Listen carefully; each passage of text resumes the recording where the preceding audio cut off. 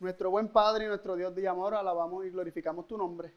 Y te damos la honra solamente a ti, oh Dios, porque tú eres nuestro Padre, porque tú nos has convocado para bendecirnos. Y a ti venimos en esta mañana de sábado de tabernáculo, Señor, para recibir la abundante bendición que tú tienes para nosotros. Señor, si tú nos llamas, siempre es para bendecir. Y hemos venido a ti precisamente para recibir esa bendición.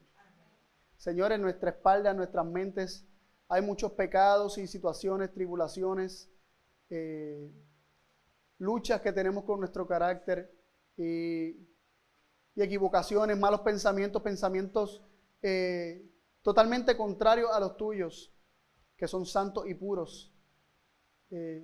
Señor, y nos sentimos insuficientes, no solamente para presentar tu palabra, pero sino también inmerecedores de recibirla.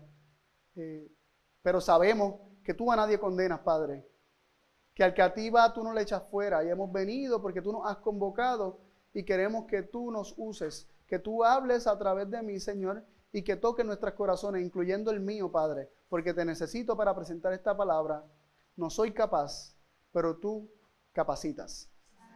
Te pido que también hagas de cada persona aquí presente y todos aquellos que puedan ver por las redes sociales, Señor, que tú los capacites para recibir tu bendición, que tú les des un corazón receptivo a tu palabra, Señor, que se deleiten en escuchar lo que tú tienes para decir y la revelación que tú tienes para nosotros en esta mañana, porque reconocemos, recordamos y declaramos tus palabras que tú nos dices hoy de manera especial que somos tus hijos amados en quienes te complaces, Padre.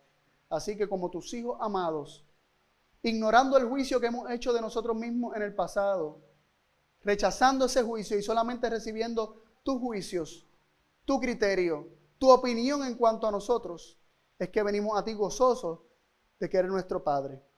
Háblanos en esta mañana, en el nombre de Jesús. Amén. Feliz sábado tengan todos. Estamos continuando esta serie de presentaciones de tabernáculos. Hemos sido grandemente bendecidos, ¿verdad que sí? Los primeros 2 días, martes y miércoles, fueron sumamente especiales. No soy el mismo. No soy el mismo. Mi conciencia está aún más despierta a mi propia pecaminosidad. Sin embargo, no desespero, porque sé que mi Padre no me condena, que cuando Él me muestra cuán débil, cuán pecaminoso soy, no es para condenar, sino para extender misericordia. Porque de otra forma, si Él no me lo muestra, yo no me voy a dar cuenta.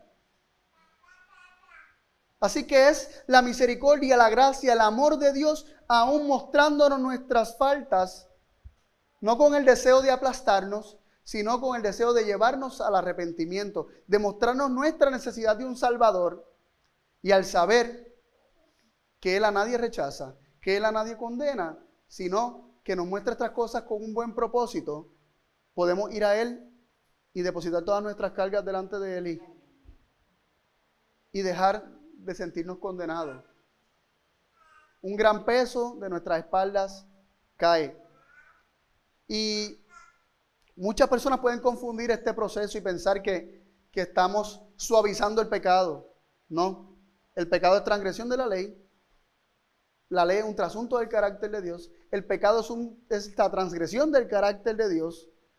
Y la paga del pecado es muerte. Cuando pensamos que Dios es distinto a como realmente es, nos separamos de Dios, cortamos nuestros lazos con Dios, que es vida, y los resultados son muerte.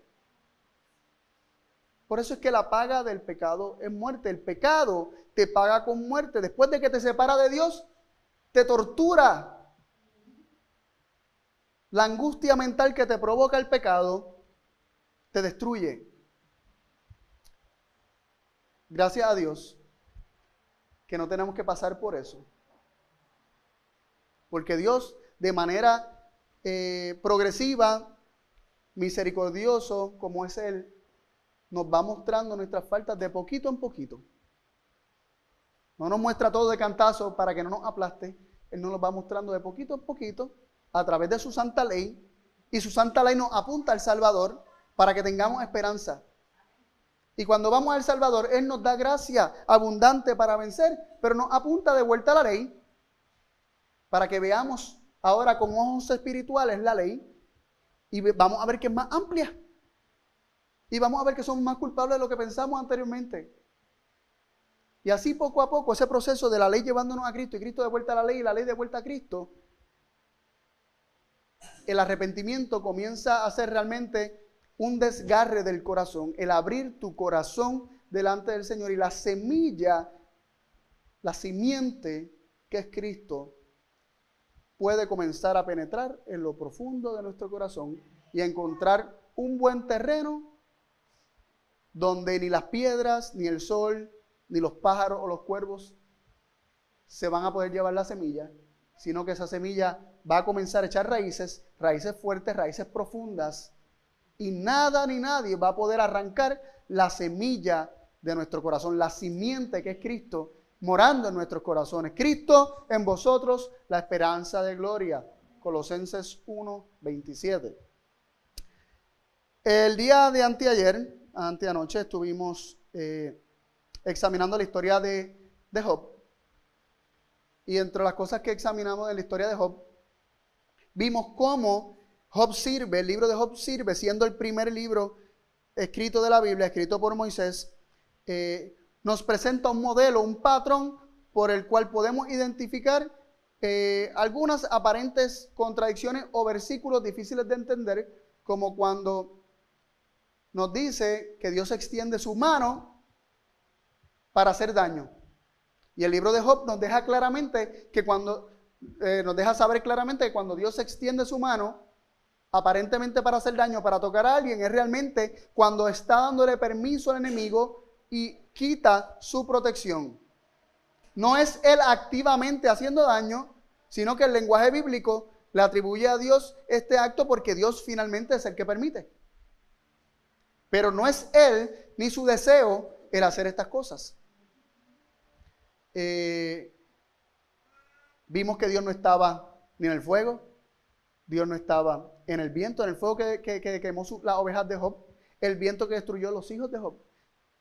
Dios le demostró a Elías que él no estaba ni en el fuego, ni en el viento, ni en el terremoto. Dios no está en estas cosas, sino en el silbo apacible, en una voz dulce y suave. Ahí se encuentra Dios. Así se manifiesta Dios, y en ese silbo apacible es que Dios quiere que nosotros, en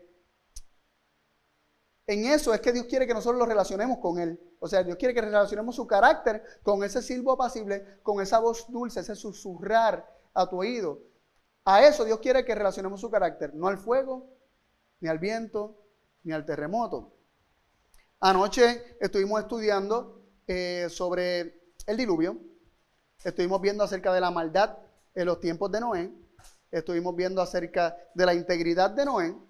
Estuvimos viendo cómo la tierra está íntimamente conectada con las acciones del hombre y sirven prácticamente como un espejo, reflejándole al hombre la rebelión que el hombre tiene para con Dios. El hombre que estaba bajo Dios le es rebelde a Dios y se desconecta de Dios y deja de obedecer a Dios. La tierra que estaba bajo el hombre se desconecta del hombre, deja de obedecer al hombre y se vuelve rebelde contra el hombre. De ahí que surgieran cardos y espinas. Y como bien nos presenta Génesis 6, que Jonathan estuvo mencionando anoche,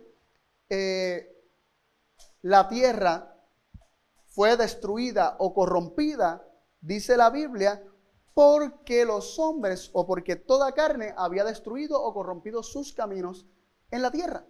Así que hay una íntima conexión entre el hombre, que es barro hecho de la tierra y formado de la tierra, con la tierra. Hay una íntima conexión.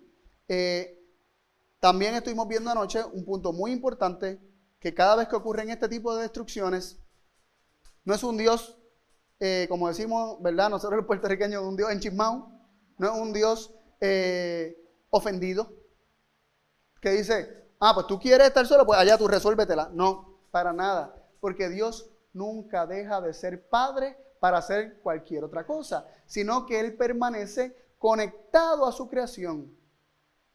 De manera interesante, tenemos que hacer la distinción entre el Espíritu de Dios y su carácter y el poder vital que Dios da. Ambos provienen de Él. Pues el poder vital Dios se lo da a todos. Su espíritu y su carácter solamente se lo da a quienes quieren recibirlo. Su espíritu se retira y el poder vital permanece ahí hasta que la persona muera. Y si el poder vital de Dios permanece conectado a las personas hasta que las personas mueran, significa que todo lo que estas personas experimenten, aún como consecuencia de sus pecados, Dios lo sufre con esa persona, porque Dios está conociendo, íntimamente conectado. Su vida está conectada a cada persona que tiene dolor de cuerpo, que tiene dolor de corazón, que tiene dolor mental y angustia y tortura mental. Esto es la cruz de Cristo. Y también es la cruz del Padre. Dice la sierva del Señor que aún la fiebre la siente Cristo. Aún la fiebre del cuerpo la siente Cristo. Así que no podemos pensar que cuando Dios deja o suelta o da el mandato a sus ángeles que suelten los vientos, no podemos pensar que es porque está molesto y ofendido. Es porque el ser humano no le dio otra opción. Estuvimos estudiando estas cositas anoche. Hoy queremos continuar con este tipo de estudio. Estudiando historias de la Biblia que muchas veces le atribuyen a Dios la acción de destruir de manera activa.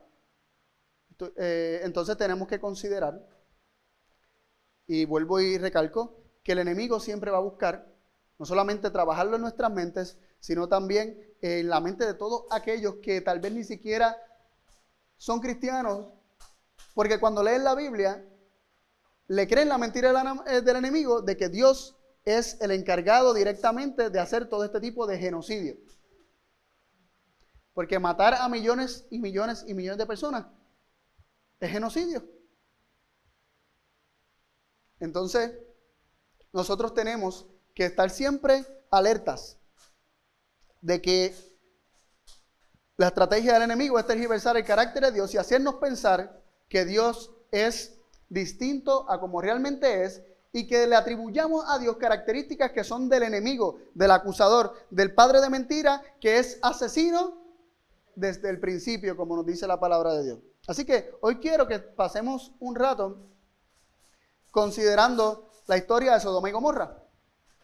La historia de Sodoma y Gomorra es una historia la cual muchas personas tienen, pues, ¿verdad?, duda y se sienten muy seguros de que fue Dios directamente el que ocasionó la destrucción de Sodoma y Gomorra, no solamente con su poder, sino también con su deseo. Y quiero compartir esto porque recientemente Dios ha seguido arrojando luz sobre su carácter en mi vida, y la semilla del temor que está sembrada ahí desde que Adán y Eva pecaron, desde que Adán y Eva recibieron la semilla de la serpiente que implantó temor hacia Dios y miedo hacia Dios, esa semilla de temor hacia un Dios tirano y vengativo se está secando, se está dañando. Siento que esa semilla que había dado fruto por tanto tiempo está comenzando a secarse.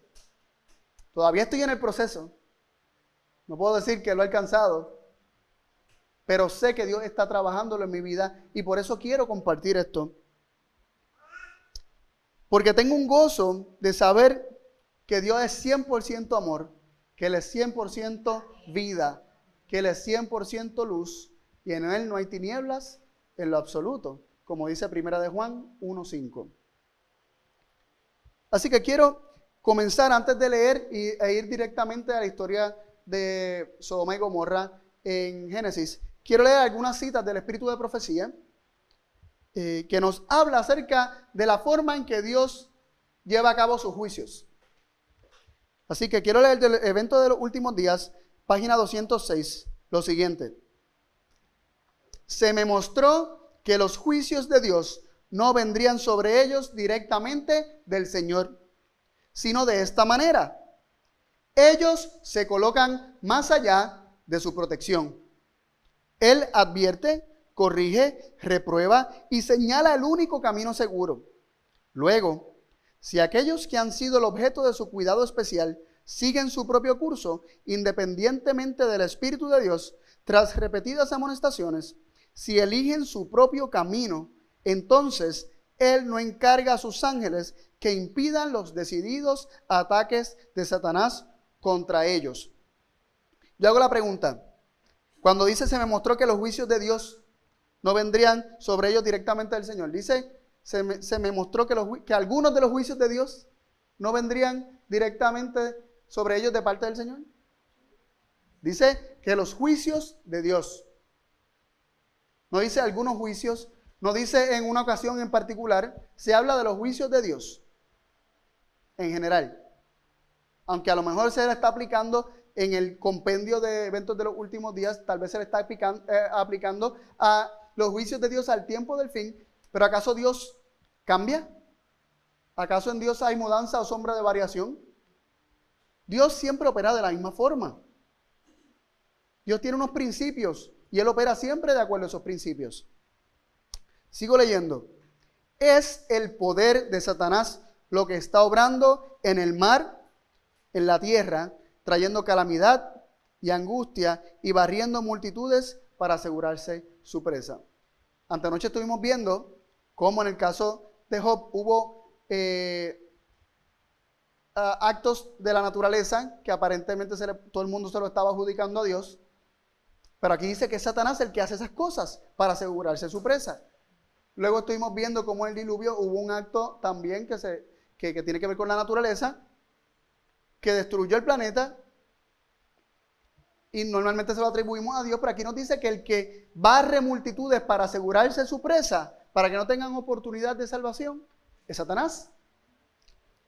Nos sigue diciendo, así es como el gran enemigo reviste con sus propios atributos al Creador y bienhechor de la humanidad. La crueldad es satánica. Dios es amor. Y todo lo que Él creó era puro, santo y amable, hasta que el pecado fue introducido por el primer gran rebelde. Satanás mismo es el enemigo que tienta al hombre y lo destruye luego si puede. Y cuando se ha adueñado de su víctima, se alaba de la ruina que ha causado.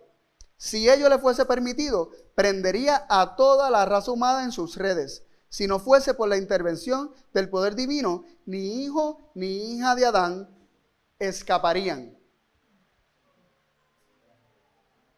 Así que estoy compartiendo estas citas simplemente para que consideremos cómo opera Dios en contraste con la forma de trabajar del enemigo. El enemigo tiene un odio tan grande por el ser humano que dice aquí que si se le fuera permitido, barrería con todo hijo e hija de Adán. Y cada vez que él ve a alguien desprotegido, hace su obra destructora. Y al hacerlo, reviste a Dios con sus propios atributos. Porque nuestra mente le atribuye estas cosas a Dios. Entonces papi me estaba comentando anoche que cuando los seguros de posesiones, ¿verdad? De casas, de carro o de negocio o lo que sea, los seguros te dan la descripción de la póliza o la cubierta o lo que sea, te dice, no incluye actos de Dios, que el seguro no incluye actos de Dios, atribuyéndole o haciendo referencia a los actos de Dios como desastres naturales. O esto es una muy mala interpretación acerca del carácter de Dios, o están haciendo de la naturaleza de Dios la misma cosa. Bajo ¿verdad? La New Age o la nueva era que hace de la madre tierra la diosa de este mundo, prácticamente, la madre naturaleza, la diosa de este mundo. Pero es muy interesante, hace poco yo estaba escuchando en la radio y un comentarista estaba haciendo referencia también al huracán María como un acto de Dios. Y no era un cristiano, no era un cristiano en lo absoluto, era un político. Estaba haciendo referencia a María como un acto de Dios. Seguimos leyendo en Conflicto de los Siglos. haciendo referencia a la destrucción de Jerusalén, dice lo siguiente: los judíos habían forjado sus propias cadenas, habían colmado la copa de la venganza en la destrucción absoluta de que fueron víctimas como nación, y en todas las desgracias que les persiguieron en la dispersión, no hacían sino cosechar lo que habían sembrado con sus propias manos. Dice el profeta: es tu destrucción, oh Israel, el que estés contra mí, porque has caído por tu iniquidad. Oseas 13, 9, 14, 1. Los padecimientos de los judíos son muchas veces representados como castigo que cayó sobre ellos por decreto del Altísimo. Así es como el gran engañador procura ocultar su propia obra. Por la tenacidad con que rechazaron el amor y la misericordia de Dios, los judíos le hicieron retirar su protección y Satanás pudo regirlos como quiso. Las horrorosas crueldades perpetradas durante la destrucción de Jerusalén demuestran el poder con que se ensaña Satanás sobre aquellos que ceden a su influencia. Sigue diciendo el conflicto de los siglos. No podemos saber cuánto debemos a Cristo por la paz y la protección de que disfrutamos.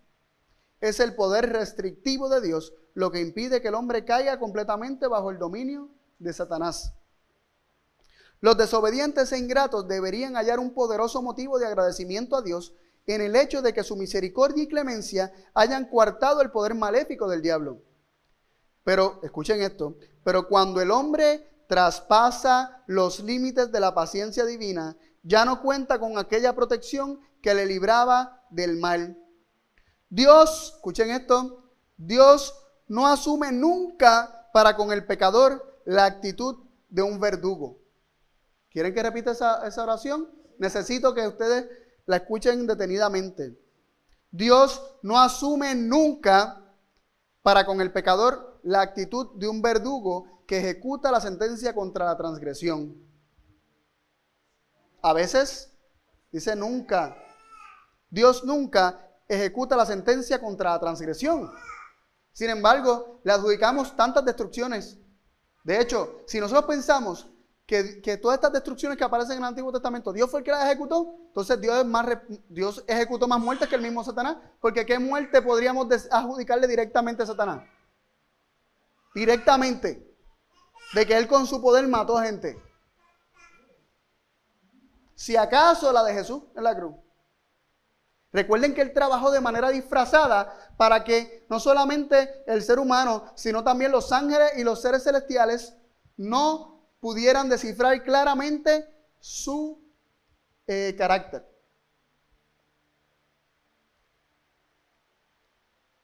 Pero cuando entendemos que Dios no es verdugo y que ninguna de las personas que han muerto en el Antiguo Testamento fueron ejecutadas por Dios, o que han muerto en este planeta, han sido ejecutadas por Dios. Cuando entendemos eso, entonces nos damos cuenta, ¿y quién es el responsable? Hay dos culpables, nosotros y Satanás. Sigo leyendo.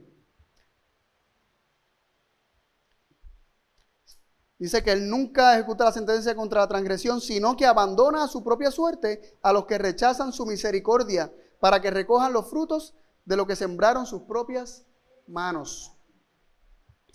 Todo rayo de luz que se desprecia, toda admonición que se desoye y rechaza, toda pasión malsana que se abriga, toda transgresión de la ley de Dios, son semillas que darán infaliblemente su cosecha.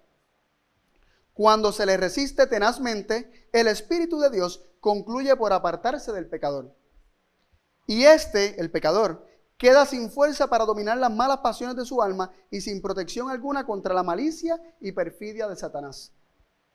La destrucción de Jerusalén es una advertencia terrible y solemne para todos aquellos que menosprecian los dones de la gracia divina y que resisten las instancias de la misericordia divina. Nunca se dio un testimonio más decisivo de cuánto aborrece Dios el pecado, de cuán inevitable es el castigo que sobre sí atraen los culpables. Dice que no hay evidencia ni testimonio más decisivo del aborrecimiento de Dios del pecado como ese, como el de la destrucción de Jerusalén.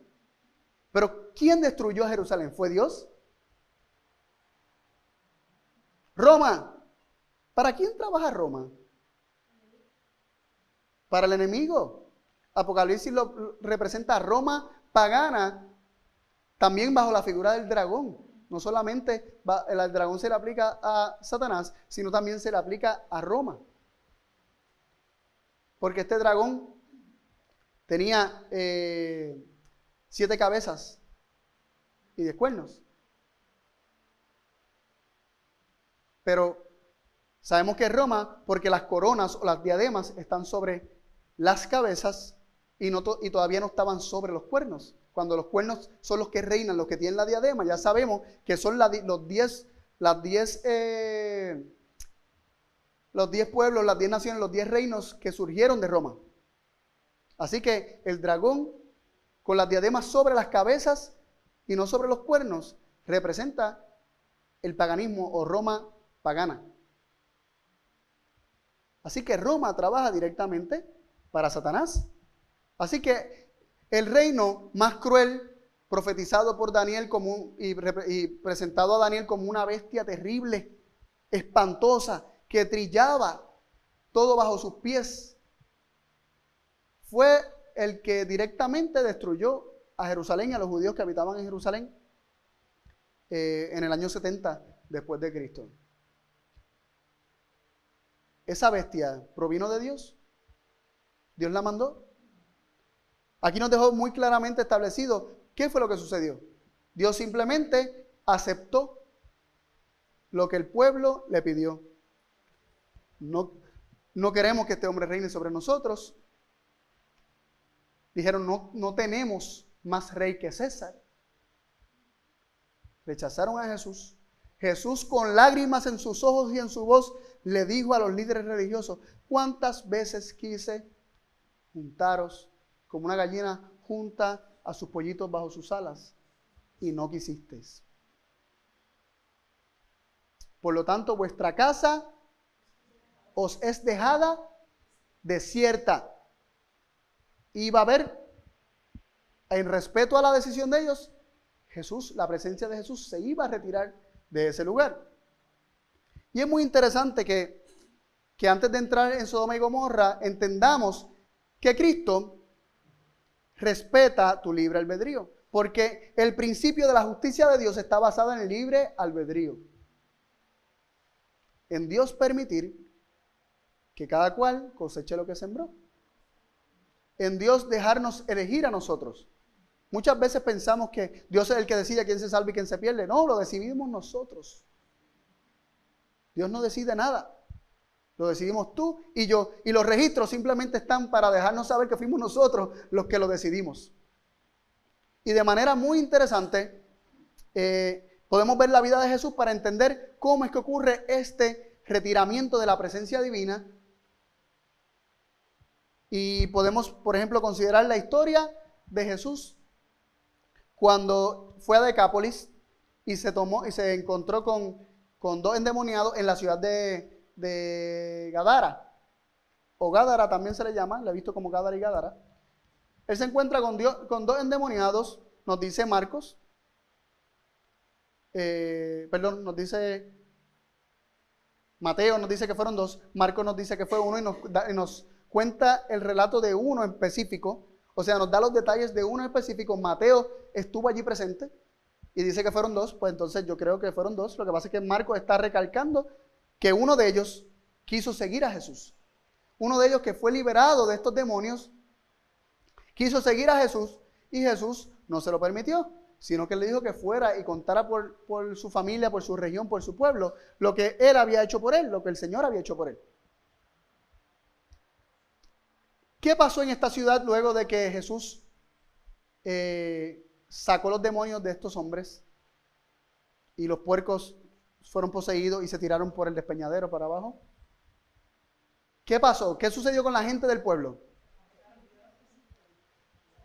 Se molestaron con Jesús. Ellos se sentían más cómodos con la presencia de los demonios que con la presencia de Jesús. Y eso no puede pasar. que estamos tan familiarizados y tan a gusto con los demonios y con los pensamientos del enemigo que cuando llega Jesús con su luz, no lo queremos, la resistimos y le decimos, vete, no te quiero aquí. Y esta gente estaba más cómoda con los demonios allí que con Jesús. Y todos, dice que todo el pueblo se reunió y le pidieron a Jesús que ¿qué? Que se fuera. Y Jesús dijo, no, yo me quedo aquí porque yo tengo una misión. Y hasta que no lo terminen, eso fue lo que hizo Jesús. Cuando alguien nos pide distancia, tenemos que respetarla. Cuando alguien nos dice, no me hables de esto ahora, por favor, no debemos insistir. Cuando alguien nos dice, no quiero ir, por favor, no debemos forzar la cosa. El Espíritu de Cristo nos va a llevar a respetar siempre el libre albedrío de las personas. ¿Qué sucedió con Jesús? Cuando todos le pidieron que se fuera, se fue. De manera muy interesante y muy similar a lo que pasó en Jerusalén. Rechazaron a Jesús a tal punto que lo crucificaron y luego de resucitado también lo volvieron a rechazar porque el pecado de haberlo crucificado le podía ser perdonado. Pero tenemos que considerar que Jesús dijo que la blasfemia contra el Espíritu Santo no podría ser perdonada, porque si rechazaban su Espíritu, aún después de Pentecostés, aún después de todas las evidencias de su resurrección, aún después del poder con el que los discípulos estaban presentando ese poderoso mensaje que convertía a miles de almas cada vez que predicaban, después de resistir todas esas evidencias, Dios no tenía otro mecanismo por el cual alcanzarlos. Por lo tanto, resistieron su Espíritu y como un todo, o el corporativo del pueblo de Dios, lo rechazó. ¿Y qué pasó en el año 70? Fueron destruidos. Poco antes, algunos años antes, nos dice la historia que me puse a buscar en la historia a ver qué había sucedido con esta ciudad de Gadara después de que hubo rechazado a Jesús y le dijeron, vete que preferimos los demonios. ¿Qué pasó con esta ciudad? Poco antes de Jerusalén, el ejército romano había llegado allí, la destruyó por completo. Similar a lo que pasó con Jerusalén, esto nos muestra cómo funcionan las cosas. El Señor no fuerza nada. Él quiere entrar, pero Él no fuerza las cosas. Y si decididamente y persistentemente resistimos su espíritu, con dolor, Él se tiene que ir. Así como con dolor le dijo a los líderes religiosos, vuestra casa es dejada desierta. La presencia divina se habría de retirar. Entendiendo cómo operan los juicios de Dios, cómo su espíritu está, como mencionaba Jonathan anoche, contendiendo con el corazón humano, Cristo, la simiente de la mujer, está contendiendo con la simiente de la serpiente en el corazón de cada uno de nosotros. Pero cuando elegimos la simiente de la serpiente y no le damos lugar a Cristo en nuestro corazón, Cristo con dolor tiene que respetar nuestro libre albedrío, aunque eso concluya en nuestra segura destrucción. Entendiendo cómo operan estos juicios de Dios, vamos entonces ahora a examinar un momentito, no todos los versículos, pero vamos a examinar la historia y la destrucción de Sodoma y Gomorra, algunos detalles en ella. ¿Ok? Vamos a abrir nuestras Biblias en Génesis 19 y vamos al verso 12. Esta historia es muy conocida, los que lo buscan, doy un resumen.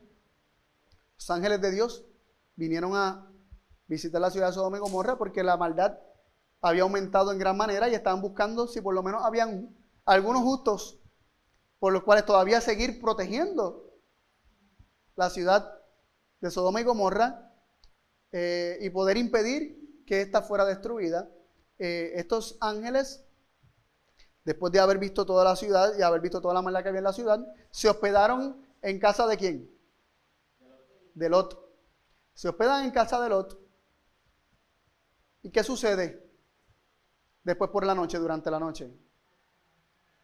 Todos los hombres, dice, de la ciudad, desde el menor hasta el mayor, desde el más pequeño hasta el más viejo, todos habían visto que allí se habían quedado esos hombres posiblemente hermosos, en la casa de Lot y querían tener intimidad con ellos, los hombres.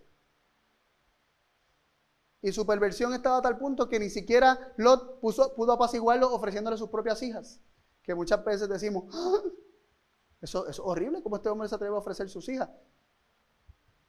Será su comprensión.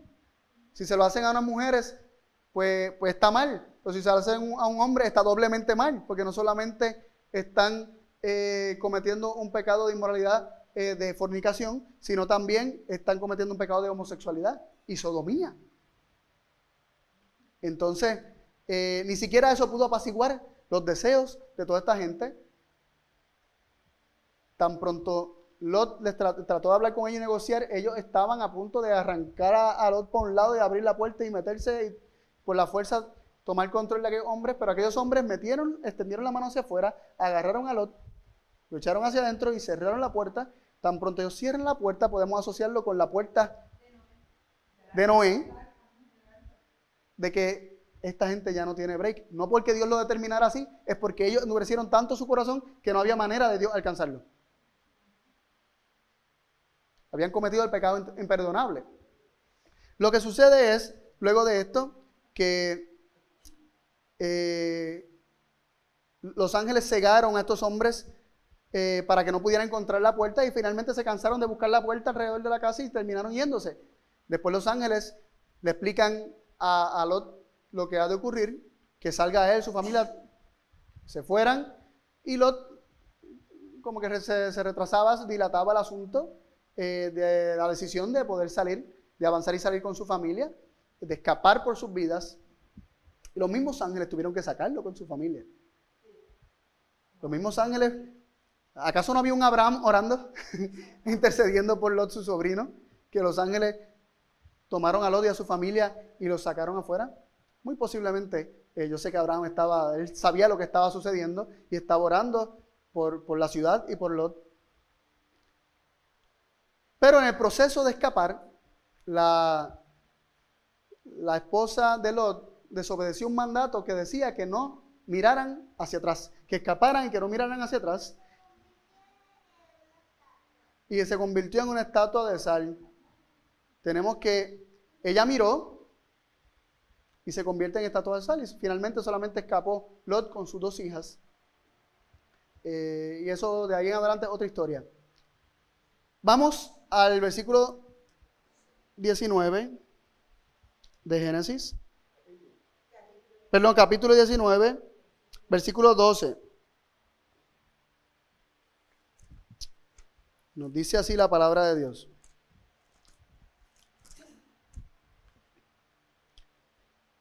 Y dijeron los varones a Lot, cuando dice los varones hace referencia a los ángeles: ¿tienes aquí alguno más, yernos, y tus hijos y tus hijas, y todo lo que tienes en la ciudad? Sácalo de este lugar. Y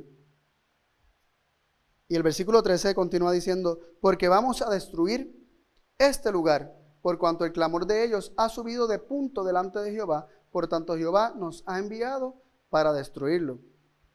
Antes de entrar al punto directamente de la destrucción, es interesante considerar que se menciona que Lot tenía yernos, tenía hijos, tenía hijas, y dice, y todo lo que tiene en la ciudad. Él tenía posesiones en la ciudad. No solamente decía la casa, todo lo que tiene en la ciudad. Tenía muchas posesiones en la ciudad. Él también había sido rico. Él también había sido bendecido. Tenía muchas posesiones, tenía yernos, tenía hijos, tenía hijas. Sin embargo, solamente sale él con sus dos hijas y su esposa. Significa que hasta cierto punto el dilatarse y poder tomar la decisión de salir también tenía que ver con la familia. Porque tenían sus hijos allí. No solamente con posesiones, sino también con familia. Que no creyeron su mensaje, que no hicieron caso a las advertencias y que decidieron quedarse en la ciudad condenada. No era fácil tomar la decisión. Yo entiendo que no es fácil dejar padre ni madre, pero Jesucristo nos dijo que el que no deja padre ni madre, ¿verdad? Hermano, hermana o familia, por causa de su nombre, no es digno de ser llamado. Por su nombre o tras su nombre, o cristiano o su hijo, o hijo de Dios. No somos dignos de su nombre si para nosotros hay algo por encima de Dios en nuestro corazón. Preferimos el amor de una persona al amor de Dios. Si nos pasa como Adán, que prefirió a Eva por encima de Dios.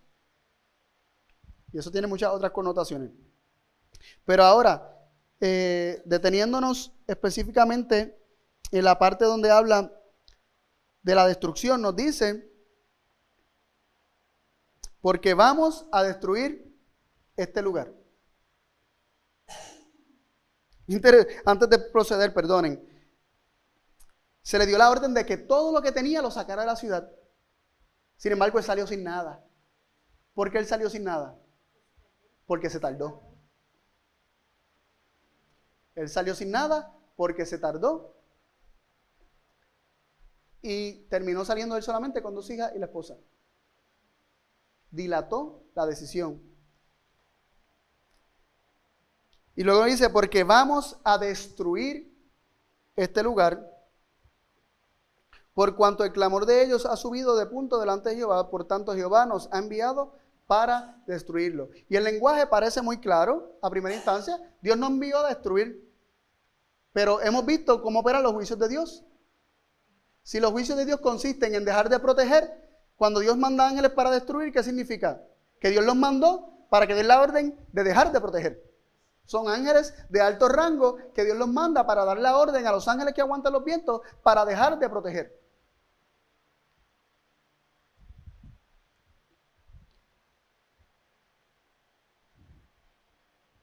Pero es que ahí dice que Dios los destruyó o que los mandó para destruirlos. Ajá, ¿cómo? ¿Cómo iba a ocurrir esa destrucción? ¿Cuál era el mecanismo, el proceso por el cual se iba a dar este asunto? Por eso estamos estudiando historia tras historia y viendo versículo y versículo para entender cómo operan los juicios de Dios. Porque no solamente los juicios de Dios se dan y las cosas como Dios dice que van a pasar. Pero ¿cómo? El cómo es lo que queremos entender para que el nombre de nuestro Padre sea aclarado y Él no pueda ser acusado de ejercer un poder arbitrario sobre nadie en todo el universo. Porque ¿dónde hay libre albedrío si Dios te dice que tienes que obedecer y si no, pues te mato? Ahí no hay libre albedrío. Pues no tienes opción. Dios mismo te está coartando el libre albedrío si esa es la manera en que operan los juicios de Dios. Y a muchas personas esto les suena terrible porque sienten un deseo inmenso de que Dios vengue a los malvados. Se les olvida que ellos también son malvados. Y se nos olvida que no somos mejores que aquellos que consideramos malvados. Que somos igual de culpables que ellos. Así que, para continuar y seguir desglosando este asunto, y veamos claramente cómo ocurrió la destrucción de Sodoma y Gomorra, tenemos que continuar en la Biblia, porque en el libro de Isaías, capítulo 28, nos dice cómo es el método de interpretación correcto para entender la Biblia. Un poquito aquí, un poquito allá. Mandamiento sobre mandamiento, línea sobre línea, precepto sobre precepto. Un poquito aquí, un poquito allá. Y dice que Dios enseñará a los destetados, a los que son como niñitos, a aquellos que se dejen enseñar. Así que tenemos que tener un espíritu humilde y también tenemos que hacer el ejercicio de reunir toda la evidencia bíblica que podamos encontrar acerca del asunto. Así que hace unos años me di la tarea de buscar donde quiera que hablara de Sodoma y Gomorra para entender qué había pasado, a ver si esto me ayudaba a comprender mejor o a aclarar mejor, tener más evidencias, porque ya yo entendía que cómo operaba Dios, pero quiero probárselo a las personas por la Biblia. Y en Deuteronomio 29, 23, vamos todos allá. Deuteronomio 29, 23. Deuteronomio 29, 23.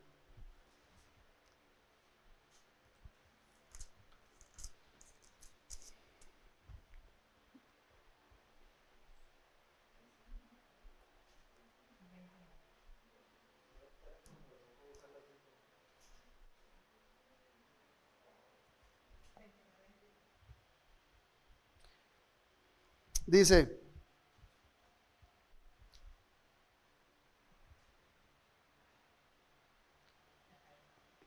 ¿estamos ahí? Leemos, azufre y sal, abrazada toda su tierra, no será sembrada ni producirá, ni crecerá en ella hierba alguna, como sucedió en la destrucción de Sodoma y de Gomorra, de Adma y de Zeboim, las cuales Jehová destruyó en su furor y en su ira. Así que aquí nos está mencionando el azufre, ¿verdad? Como se dice que llovió fuego y azufre del cielo, el azufre, la sal. Dice que la tierra será destruida de esa misma forma como cuando fue destruido Sodoma y Gomorra, Adma y Zeboim, las cuales destruyó en su furor, Jehová en su furor y en su ira. Así que aquí está no solamente diciendo y reiterando que Sodoma y Gomorra fueron destruidas con fuego y azufre, y que la tierra quedó inservible de ahí en adelante, sino que también nos dice que habían otras dos ciudades que también fueron destruidas. Dos ciudades más que fueron destruidas junto con Sodoma y Gomorra, bajo los mismos mecanismos o bajo la misma condenación, bajo fuego y azufre. No años después, fue un mismo evento. Lo que pasa es que la historia se concentra en Sodoma y Gomorra, que eran dos ciudades hermanas, pero Adma y Zeboim eran ciudades vecinas que también fueron destruidas. En el mismo evento, en la misma ocasión. De hecho, Lot estaba buscando, pero ¿para dónde me voy? Porque las otras ciudades también están siendo destruidas. ¿Me puedo ir a tal ciudad que todavía él entendía que no estaba siendo destruida?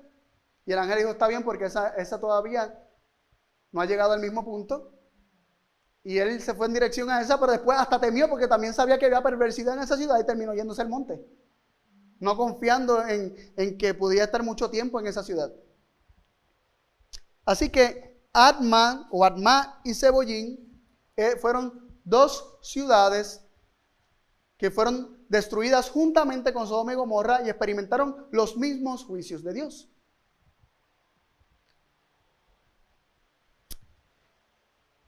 En este verso se nos dice que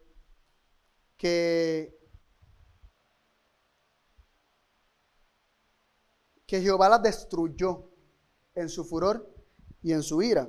Quiero leer la Nueva Versión Internacional. Dice lo siguiente: toda ella será un desperdicio ardiente de sal y de azufre, donde nada podrá plantarse, nada germinará y ni siquiera la hierba crecerá. Será como cuando el Señor destruyó con su furor las ciudades de Sodoma y Gomorra, Adma y Zeboim. Dice lo mismo y hace el mismo hincapié en que el Señor las destruyó. Nos dice que fueron bajo fuego y azufre, o azufre y sal en este caso. Pero deja muy claro que fue el Señor quien las destruyó. La palabra para destrucción aquí que se emplea en el hebreo es machpeket, que significa un tirón violento. Así que, de que estas ciudades fueron destruidas de sopetón, fueron destruidas de sopetón.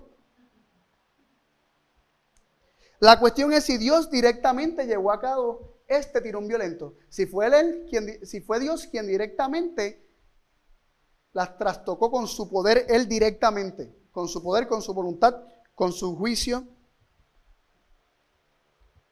La próxima ocasión que se menciona el verbo de destruir se hace en relación con lo que directamente Dios hizo.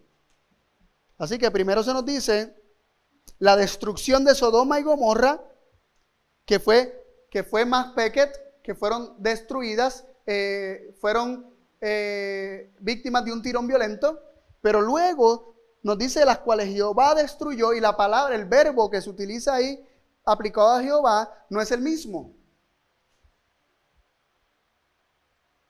Y si Moisés hubiese querido decir que el tirón violento fue hecho por Jehová, hubiese utilizado el mismo verbo, diciendo que ellos fueron destruidos por un tirón violento, y luego dice, las cuales Dios le dio el tirón violento para destruirlas. Pero no, es otra palabra. Y cuando buscamos esa otra palabra, dice que es Jafak, que significa volverse, o podría significar volverse, voltearse o dar la espalda. Así que sí experimentaron un tirón violento, una destrucción repentina, pero la acción activa de Dios pudo haber sido simplemente volverse, tornarse o dar la espalda. O en otras palabras, dejar de proteger. Tal como leímos que Dios opera en el espíritu de profecía, y lo vimos aún en ejemplos bíblicos, con la destrucción de Jerusalén, con lo que pasó con los gadarenos, y habrían un montón de ejemplos más. Así que esa es la misma palabra que aparece en Génesis 19:25. Cuando vamos a Génesis 19:25, la misma historia de Sodoma y Gomorra. Génesis 19:25 nos dice, y destruyó las ciudades y a toda aquella llanura con todos los moradores de aquellas ciudades y el fruto de la tierra. No es la única posibilidad de traducción esa, pero se encuentran esas dentro de las posibilidades de la traducción. Así que está conectado con el relato de Génesis a través de esta palabra, pero es distinta de la del tirón violento que se nos presenta primero. Ellas experimentaron un tirón violento, pero de parte de Dios, Moisés utiliza un verbo que puede implicar el voltearse o darle espalda. Muy interesante. Esto armoniza también con la cruz. ¿Qué papel jugó Dios, el Padre, en la cruz mientras su hijo tendía de la cruz? ¿Acaso él era el que estaba infligiendo violencia a su hijo? Pero él lo entregó. De tal manera amó Dios al mundo que dio, que ha dado, que dio, él lo entregó. Cristo en Getsemaní le dijo a los discípulos, levántense, cuando estaban durmiendo, que ha llegado la hora y el Hijo del Hombre entregado en manos de los pecadores y del reino de las tinieblas. Dios entregó a su Hijo de la misma manera que Él entrega a las ciudades cuando éstas lo rechazan, de la misma manera que cuando las ciudades le gritan, tú no eres mi Señor, yo tengo otro Señor, pues Dios respeta eso y los deja a merced del Señor que han escogido.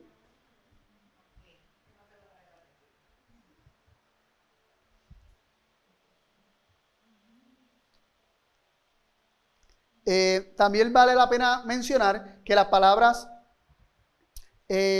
para ira, que dice que el Señor destruyó en su ira y en su enojo, la palabra para ira es af, que significa respiración agitada. No necesariamente es coraje, sino cualquier sensación, cualquier experiencia, cualquier sentimiento que te ponga a respirar agitadamente. Así que esto puede ser una situación muy incómoda para Dios. El tener que tornar su espalda le produce a Él un dolor increíble al punto que se describe como con respiración agitada. Dios no está tranquilito mientras estas cosas pasan. Él está sufriendo inmensamente con aquellos que perecen.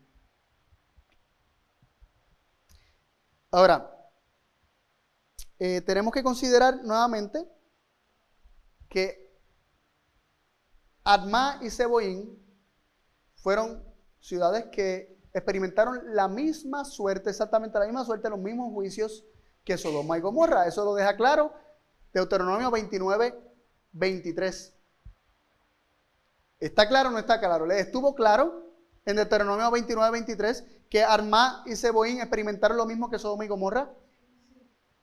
¿Quedó claro?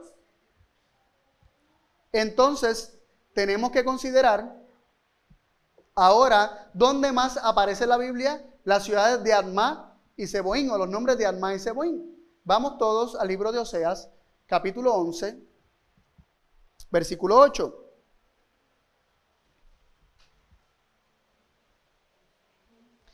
Oseas 11, verso 8.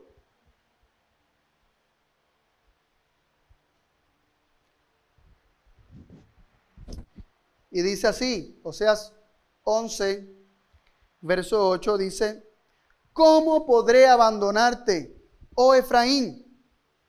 ¿Te entregaré yo, Israel?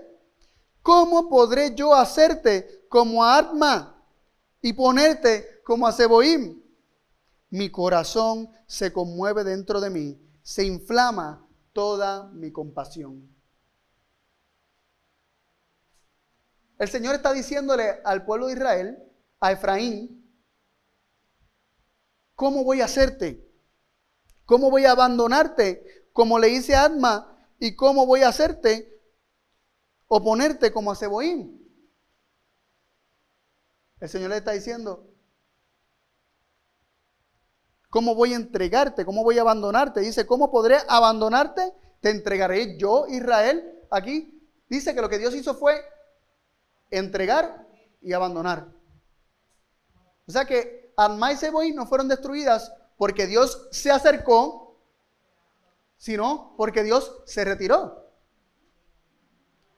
Y eso nos habla claramente acerca de cómo opera Dios. Cuando el ser humano ofende a Dios, transgrede su carácter, le dice que se vaya, cuando lo maltrata, cuando lo insulta, a diferencia del hombre que tiende a acercarse para utilizar la fuerza, Dios, a diferencia del hombre, respeta y se retira. ¿Cómo voy a abandonarte? ¿Y cómo te entregaré yo, Israel? ¿Cómo te voy a hacer como le dice a Adma o ponerte como a Zeboim? Y luego dice una parte sumamente profunda: mi corazón se conmueve dentro de mí, se inflama toda mi compasión. Así que este verso confirma que precisamente cuando Deuteronomio 29, 23 está diciendo que el fuego y azufre cayó y destruyó a Sodoma, Gomorra, Adma y Zeboim, y dice que Jehová lo destruyó en su ira y en su furor, realmente fue que Dios los entregó, y el proceso de entregarlos le causó una conmoción de espíritu tan grande que lo llevó a hacer respiraciones agitadas. Este verso lo está confirmando. Así que lo que ocurrió con Adma y Zeboim, y por lo tanto con Sodoma y Gomorra, fue que estas ciudades fueron abandonadas y entregadas por Dios. La misma Biblia lo confirma, no me lo estoy inventando. La misma Biblia lo confirma.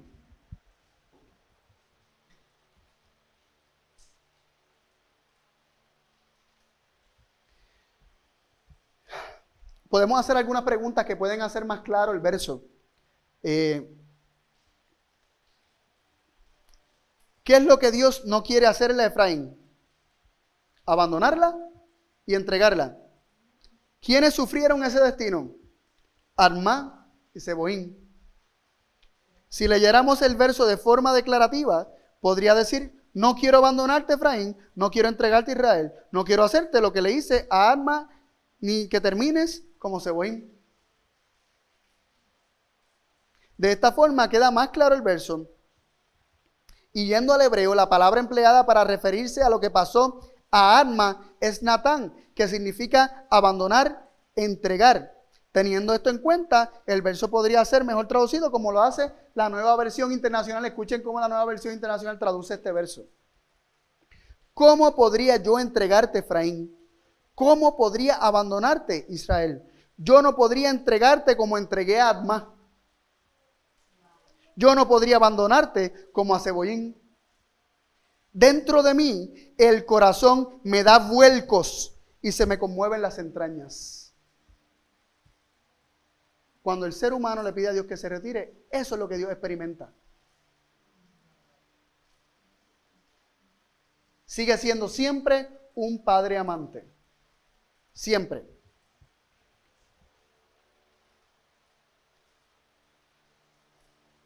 El verso no dice azotadas, el verso no dice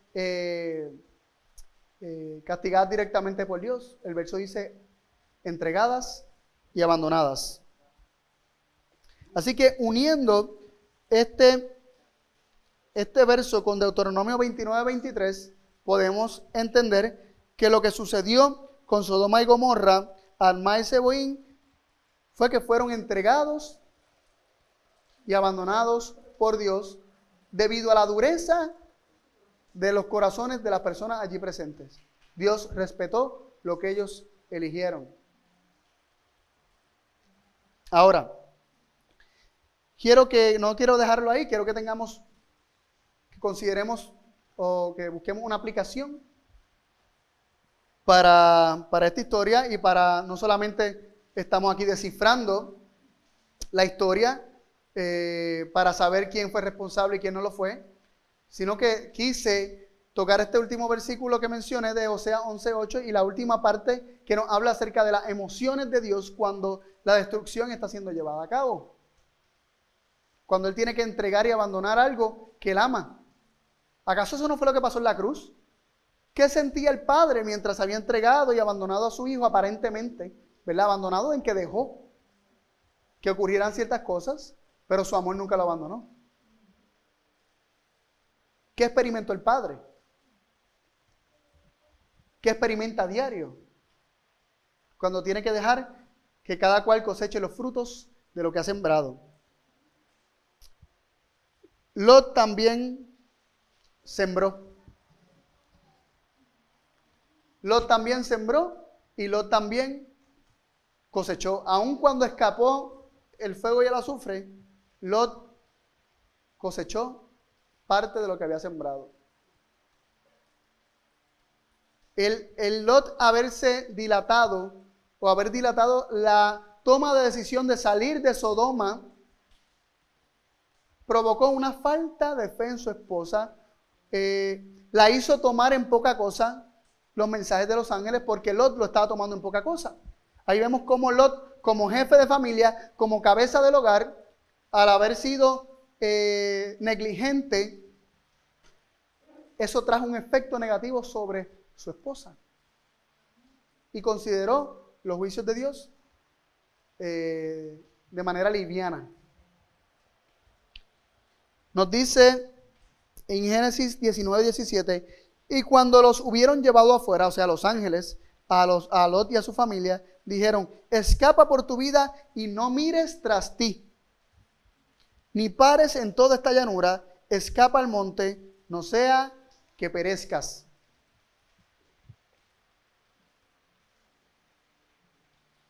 ¿Está claro eso? La orden fue, escapa y no mires atrás. Escapa y no mires atrás. Pero la palabra ahí, mirar atrás, no es simplemente mirar. Cuando buscamos el hebreo, no es simplemente mirar. Es nabat la palabra, y la palabra implica examinar, mirar intencionalmente, considerar con placer, favor o atención. No era que si de momento escuché un ruido y miré así accidentalmente, ya violé el mandato que me dieron. No era solamente dirigir tu vista, era examinar, era detenerte a contemplar con favor, con amor hacia el lugar, con delicia hacia el lugar. Lo que pasa es que mirar se convierte en un canal para contemplar. O sea, si yo no veo la cruz de Cristo y no sé lo que pasó físicamente, mucho menos voy a entender lo que estaba experimentando espiritualmente y las implicaciones espirituales de todo el evento. Lo visible te lleva a lo invisible. En el caso del mandato de los ángeles, el no mirar los protegía de querer contemplar. Entonces nos dice que ese fue el mandato, que no lo hicieran. Porque cualquiera puede, bajo un tropezón, caíste mirando para allá y viste algo. Y eso fue un accidente. No era que había algo que si mirabas para atrás te consumía. Seguimos leyendo. Entendiendo que los mandatos de Dios no son arbitrarios ni egoístas, sino que nos son dados para nuestro beneficio y son el único camino seguro para ser protegidos del destructor, comprendemos mejor lo que le sucedió a la esposa de Lot. Vamos al versículo 26, 19-26 de Génesis. Génesis 19, verso 26. Entonces la esposa de Lot miró atrás, a espaldas de él, y se volvió estatua de sal. Wow. Ella, vuelve y se utiliza el mismo verbo, ella contempló, ella nabat, es lo que dice. Ella contempló con admiración, con deseo, la ciudad.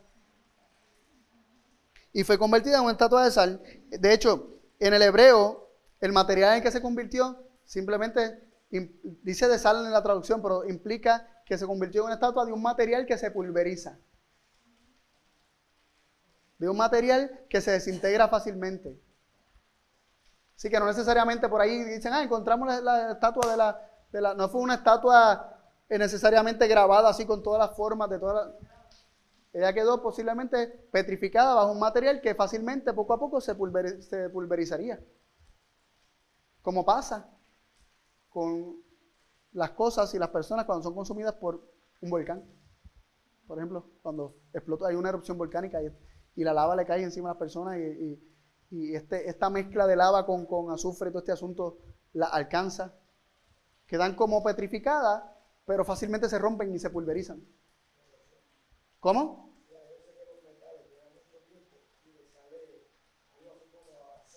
Ajá. Ajá. Sí, como se oxidan y es una corrosión, exactamente. ¿Qué fue lo que pasó con ella? Este proceso de contemplar, ¿qué fue lo que pasó? Según 2 Corintios 3, 17 y 18, si lo quieren leer, vamos allá a leerlo. Son versos muy importantes para entender las implicaciones de contemplar algo. 2 Corintios 3, 17 y 18 dice: porque el Señor es el Espíritu, y donde está el Espíritu del Señor, allí hay libertad. Por tanto, nosotros todos, mirando con cara descubierta como en un espejo la gloria del Señor, somos transformados en la misma imagen de gloria en gloria, como por el Espíritu del Señor. Somos transformados en base a lo que contemplamos. Si yo invierto tiempo contemplando a Cristo, voy a ser transformado a su misma imagen. Si yo invierto tiempo contemplando al mundo, voy a ser convertido y transformado a su misma imagen. Si yo empleo tiempo contemplando a la apostasía en las distintas iglesias, yo voy a ser transformado a lo mismo, pero desde otro punto de vista, pero voy a tener el mismo espíritu. Si yo me paso contemplando el error o un falso espíritu para acusarlo, yo voy a tener el mismo falso espíritu.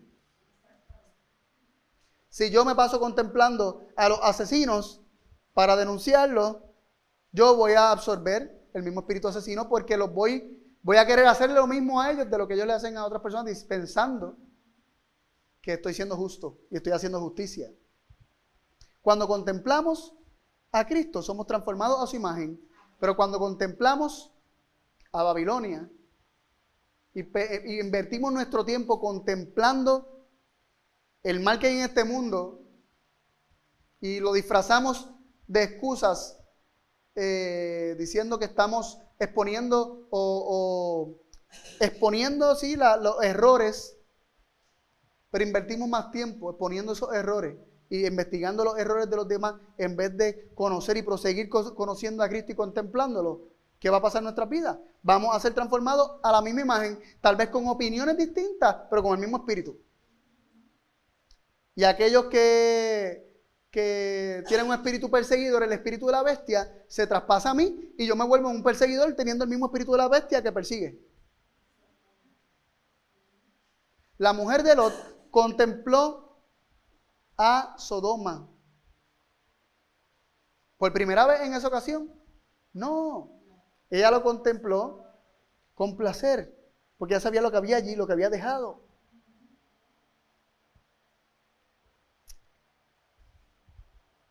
Quiero leer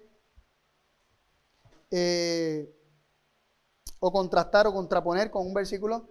¿Cuál debió haber sido, en todo caso, si ella miraba y veía lo que estaba ocurriendo con la ciudad, cuál hubiese sido la actitud correcta,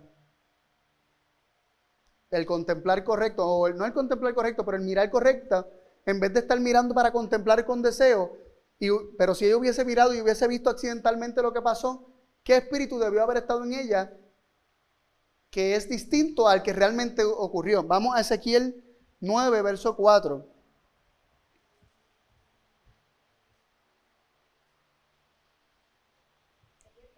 Verso 4. Ezequiel 9, verso 4. Dice así la palabra de Dios. Ezequiel 9, verso 4. Y le dijo Jehová: pasa por en medio de la ciudad, por en medio de Jerusalén, y ponles una señal en la frente a los hombres que gimen y que claman a causa de todas las abominaciones que se hacen en medio de ella. La esposa de Lot no gemía ni clamaba a causa de las abominaciones que ocurrían en Sodoma y Gomorra, sino que ella se miró para contemplar con deseo lo que, ¿verdad?, lo que había perdido, lo que había dejado. Se miró a tornar con amor a aquella ciudad sumamente inmoral.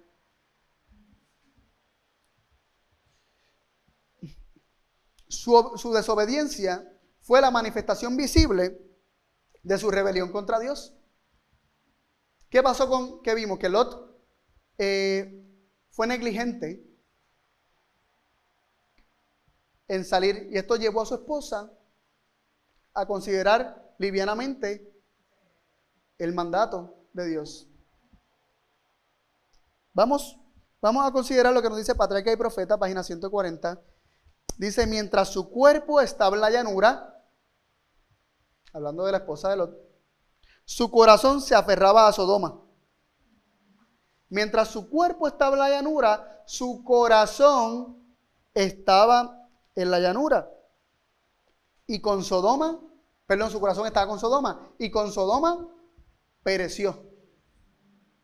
Se rebeló contra Dios porque sus juicios arrastraban a sus hijos y sus bienes a la ruina. Ella estaba en rebelión contra Dios.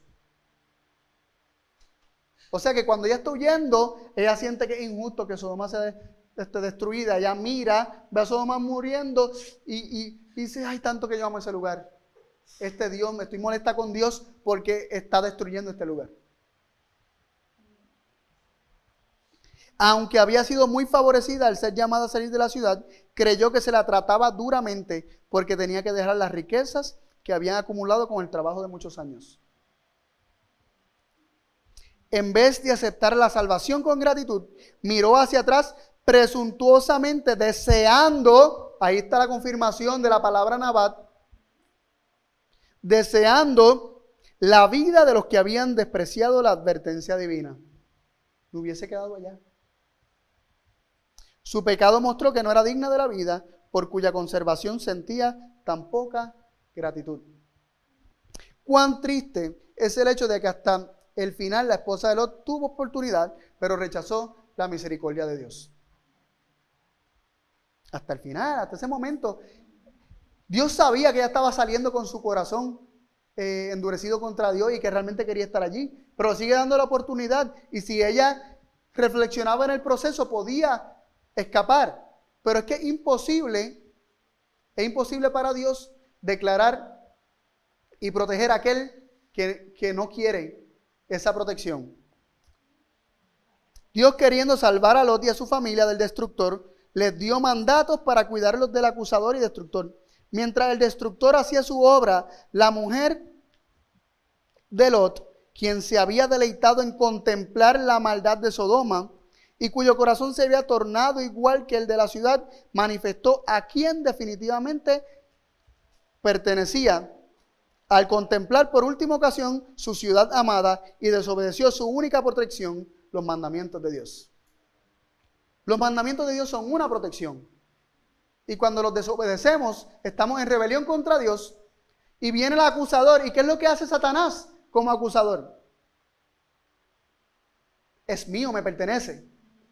Me escogió a mí. ¿Acaso no era lo que él trataba de hacer con Josué, el sumo sacerdote? Según se nos presenta en Zacarías capítulo 3. Que Cristo le dice, Jehová te reprenda. Ni siquiera lo acusó de vuelta. Simplemente Jehová te reprenda. Porque el acusador es Satanás. Dios no acusa a Satanás. Cristo, el Hijo de Dios, no acusa a Satanás. El acusador es Satanás. Él se acusa él mismo eventualmente. Va a ser expuesto y va a ser manifiesto.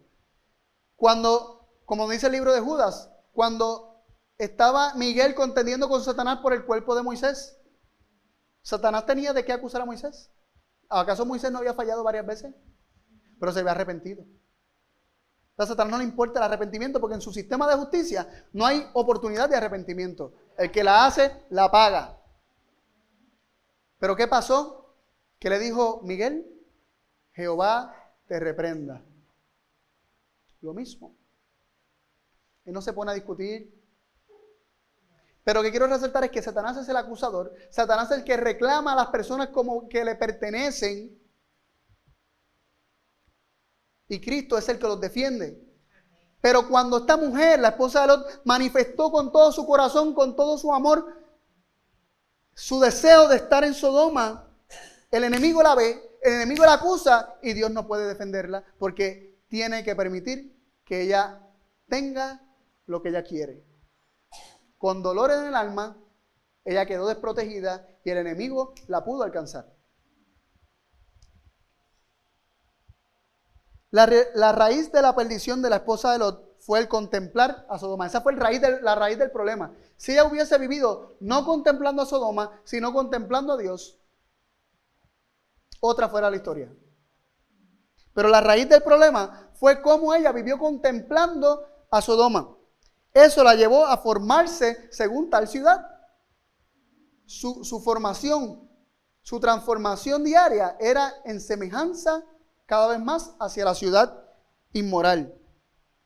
Su desobediencia fue solamente una manifestación de su amor por la maldad, por las cosas de este mundo. De igual forma, corremos un inmenso riesgo al invertir nuestro tiempo contemplando a Babilonia. Podemos llegar a ser transformados a su misma imagen, a amarla y a pertenecer al reino destinado a la destrucción. Vamos a 1 de Juan 2:15. Y con este verso terminamos. 1 de Juan 2:15. Hasta el 17. 1 de Juan 2:15 al 17.